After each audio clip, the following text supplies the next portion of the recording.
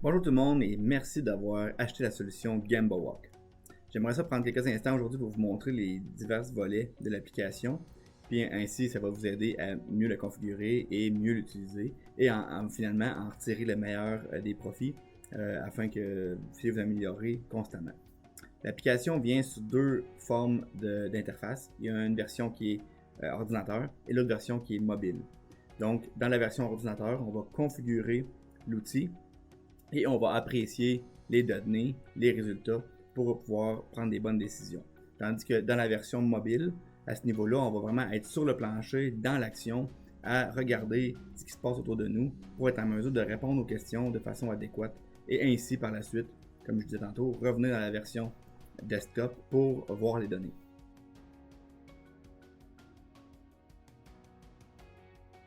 Tout d'abord, pour commencer, on va venir dans mon équipe ici pour créer les employés et les administrateurs du système.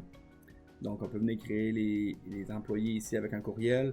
Une fois qu'ils sont créés, ils vont recevoir un courriel avec un mot de passe pour se connecter. Notez que les administrateurs vont voir toutes les configurations du système, tandis que les utilisateurs vont seulement voir les départements et les secteurs auxquels ils sont rattachés.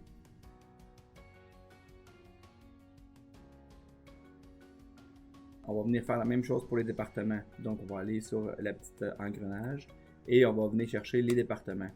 Et on peut créer ici autant de départements qu'on veut. Notez que ça peut être un département physique sur le plancher ou aussi un département organisationnel, que ce soit les RH ou autres. Pour ce qui est d'un département, on peut venir le créer ici puis déterminer qui sont les membres qui sont à l'intérieur du département.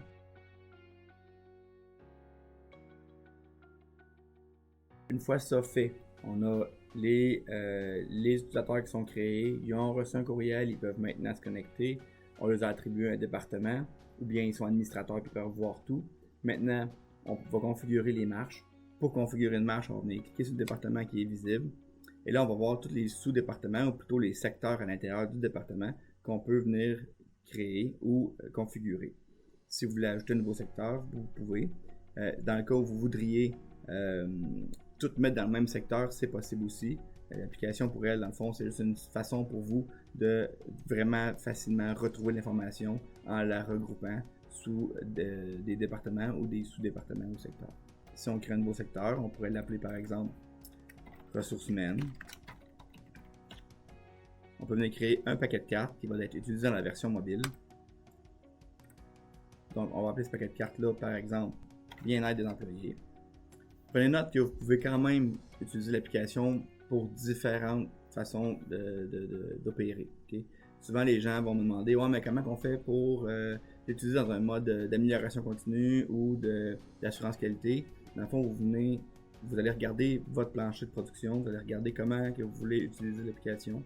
Vous allez poser les bonnes questions dans l'objectif que les employés qui vont répondre aux questions suivent le processus qui a été établi. Donc, dans un cas, par exemple, de CNESST ou du bien-être des employés, on pourrait écrire « Est-ce que tous les employés portent leur EPI, équipement de protection individuelle? » Si oui, tant mieux. Sinon, je voudrais savoir quels sont les équipements qui sont manquants. Est-ce que c'est les bottes qui sont manquantes, les lunettes? Est-ce que c'est, par exemple, les gants? On peut continuer comme ça à l'infini. Ensuite, on peut continuer en disant, bon, est-ce que ça va bien? Bon, on pourrait dire, es-tu heureux? Dans le fond, c'est vous qui allez nous créer des questions. Les questions vont souvent être en lien avec la production, la productivité, ou encore l'assurance qualité, l'amélioration continue, ou même les ressources humaines. Enfin, il y a des questions que vous allez vouloir mettre des cibles à atteindre, d'autres que non. Mais dans le cas où, par exemple, on voudrait, dans un cas de ressources humaines, où on voudrait s'assurer que les employés sont heureux dans le travail continuellement, on pourrait venir mettre une cible sur la question. Dire que dans l'éventualité où un employé me répond qu'il n'est pas heureux, donc négatif, 3 fois par semaine, ou par mois, ou bimensuel, on peut choisir la période que vous voulez, mais 3 fois. Donc, si cette limite-là vient à être atteinte, il y a une création de tâches qui va se faire automatiquement dans l'application. Vous allez l'assigner à la personne qui doit prendre en charge cette tâche-là. Ça, au niveau de la version mobile, vous ne le verrez pas aller. Ça va vraiment se faire automatiquement dans la version ordinateur. Dans le cas où vous voudriez mettre des bonnes pratiques qui doivent être respectées, on pourrait dire si une réponse positive 30 fois dans le mois, si mettons la question avait été est-ce que vous avez rencontré les standards de production, est-ce que la machine a fonctionné tout le long du chiffre, ainsi de suite, ben là on peut venir écrire ça ici, puis à la fin du mois, quand on a répondu 30 fois oui, il y a une tâche qui va être créée dans l'objectif d'aller voir les employés pour dire ben, félicitations guys, vous avez vraiment bien travaillé ce mois-ci, j'ai remarqué que tel truc a bien été fait parce qu'on a atteint oui 30 fois dans le mois. Donc ça peut servir autant dans un cadre de correction, amélioration continue que dans un cadre de fidélisation puis de remerciement des employés. Si une question est ignorée trop souvent, exemple 4 fois par semaine, ben, je pourrais vouloir créer une tâche pour savoir c'est qui saute, qui ignore la question pour que je puisse avoir des métriques. Donc ce qu'on veut, c'est que l'employé ou le superviseur ou le directeur d'usine qui fait sa tournée de plancher, ben, nous fournisse des métriques sur le plancher. Puis s'il ignore la question, ben, on n'a pas de métriques. Donc si on récapitule, ça c'est ma tournée de plancher est faite là. Donc on a les employés qui sont là, les départements ont été créés, j'ai créé mes secteurs puis mes paquets de cartes. Donc techniquement on est prêt pour faire une tournée de plancher.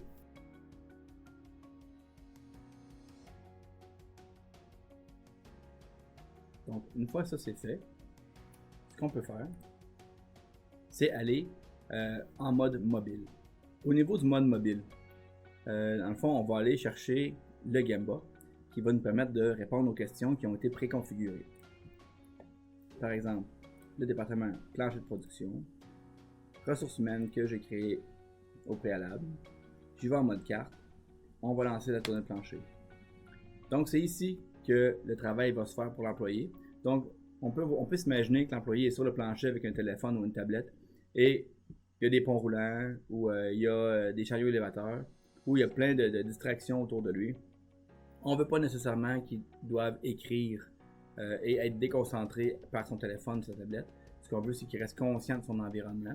C'est pour ça qu'on l'a fait comme ça. Donc, on le fait en mode carte où on peut glisser de gauche à droite ou même en bas pour mettre un commentaire. Oui, mais... mettons. Donc le commentaire est mis sur la carte. Si on veut, au besoin, on peut mettre une photo sur la carte. Donc dans un cas où la question aurait été en lien avec un processus de 5S, donc on aurait pu prendre une photo, exemple du tableau avec tous les outils pour dire ben, j'ai vérifié, j'ai pris une photo, tout est bien rangé. Et je fais oui. On peut skipper la carte ici, on peut revenir en arrière sans se tromper. On peut continuer comme ça pour toutes les questions. Je confirme. Ok, on regarde, voici les résultats. Je peux me corriger une dernière fois si je me suis trompé. Et sauvegarder.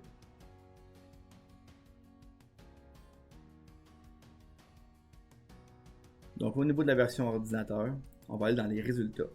C'est là qu'on va voir l'ensemble des informations qui ont été faites.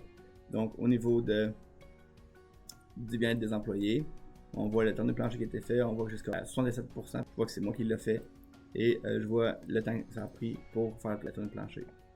Ensuite de ça, si dans l'éventualité où une tâche aurait été créée parce que la réponse a été négative trop souvent, ou skippée trop souvent, ou répondu positivement trop souvent, et j'ai créé un seuil de tolérance sur la carte pour ça, il va y avoir une tâche qui va avoir été créée automatiquement dans le module de tâches.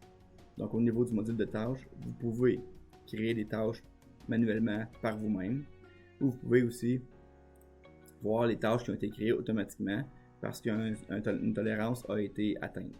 Donc à ce niveau-là, si on regarde, j'ai pris une tâche au hasard comme ça, mais par exemple, les employés ont-ils reçu l'information nécessaire pour réaliser leur travail de façon sécuritaire? Le seuil de tolérance était de 4 réponses négatives par mois.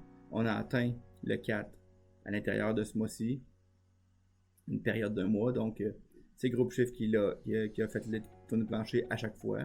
Si toutefois il y avait eu des commentaires, on les verrait ici, des pièces jointes aussi.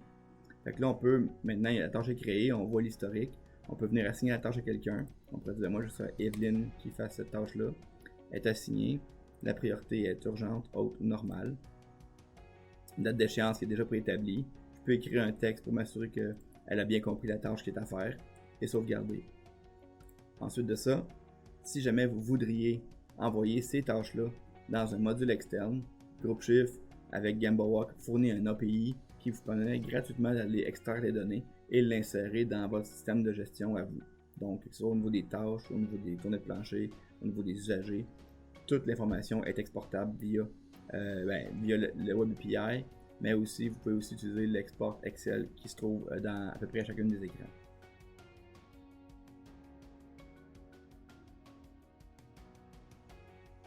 Donc au niveau du tableau de bord maintenant, on peut voir facilement qu'est-ce qui se passe dans l'usine ou dans peu importe l'entreprise que vous avez, que ce soit un site d'hébergement, que ce soit un commerce de taille ou du manufacturier.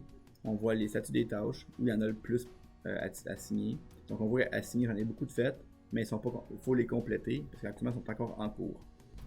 Donc, et souvent ce qu'on va vouloir faire, c'est faire des comités de direction une fois par semaine, une fois par 2 semaines avec l'équipe pour faire le suivi de ce qui va bien, ce qui va moins bien et corriger les problématiques. Et ensuite, on va surveiller pour s'assurer que ces problématiques-là ne reviennent pas.